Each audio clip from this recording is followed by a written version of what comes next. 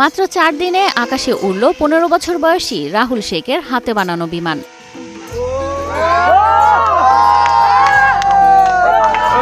কেবল ১৫,০০০ টাকা খরচে তৈরি করলেন এ প্লেন, এমনটাই জানান এ ক্ষুদে বিজ্ঞানী। খরচ হয়েছে ১৫,০০০ টাকা মোট। ইউটিউব দেখে শেখা জ্ঞান আর অদম্য ইচ্ছা শক্তি দ্বারাই পূরণ হয়েছে রাহুলের স্বপ্ন। ইউটিউব থেকে ধারণা নিছি, এইভাবেই কাজ শুরু করলাম। অনলাইন থেকে বিভিন্ন পার্টস কিনে শুরু করেন প্লেন বানানো।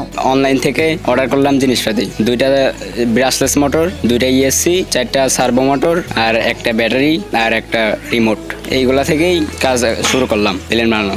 রাজবাড়ীর বালিয়াকান্দির প্রত্যন্ত গ্রাম বারমল্লিকায় ৯ম শ্রেণীর বিজ্ঞান বিভাগের এ শিক্ষার্থী তৈরি করেছেন বাংলাদেশ বিমান 787 এর মতোই হুবহু অচিন পাখি মডেলের একটি উড়োজাহাজ। বিশেষ কোনো উদ্দেশ্য নাই, বাংলাদেশের বিমানের নাম দিয়েই এই নাম দিছি।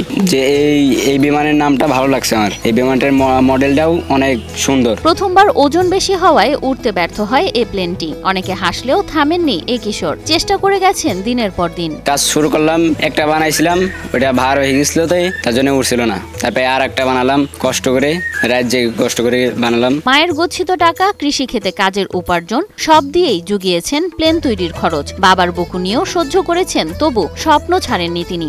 আমার পরিবার থেকে অনেক চাপ আসতো, এই চাপগুলো পেরিয়ে আমি এই কাজগুলো করতাম। আমার বাবা মা অনেক বাধা দিত, মাঠে কাজ করছি, আব্বুর থেকে নিয়েছি।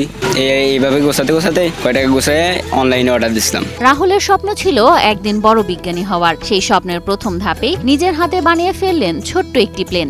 রাত জেগে কষ্ট করে বানালাম, ওইটা 4 দিনেই বানালিছিলাম। রাহুলের নিজ হাতে বানানো উড়োজাহাজ যখন আকাশে উড়ল, পুরো গ্রাম তাকিয়ে রইল বিস্ময়ে। এখন গ্রাম জুড়ে আলোচনার কেন্দ্রবিন্দু হয়ে উঠেছে ক্ষুদ্র বিজ্ঞানী রাহুল। খুব ভালো লাগতেছে, আমি তো ফার্স্ট টাইম দেখতেছি ও যে এই ধরনের একটা কাজ করছে, খুব ভালো লাগতেছে।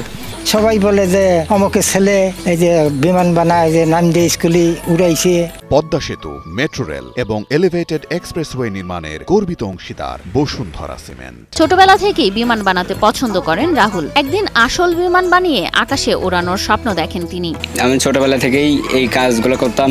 আমি অনেক রাত ভরে কাম করতেছিলাম, রাত 1টা থেকে 2টা পর্যন্ত। আমার আব্বু রেগে বেগে ভেঙে ফেলতে চাইছিল। প্রতিদিন দূর দূরান্ত থেকে রাহুলদের বাড়িতে অনেকেই ভিড় জমাচ্ছেন তার তৈরি উড়োজাহাজ দেখার জন্য। দিন রাত মানুষ 2, 4, 5 জন, 20 জন 25 জন বতি তাই। ক্ষুদে বিজ্ঞানী রাহুল গর্ব রাজবাড়ির, গর্ব বাংলাদেশের। রাহুলের অচিন পাখি যা ছুঁয়েছে আকাশ, ছুঁয়েছে স্বপ্ন।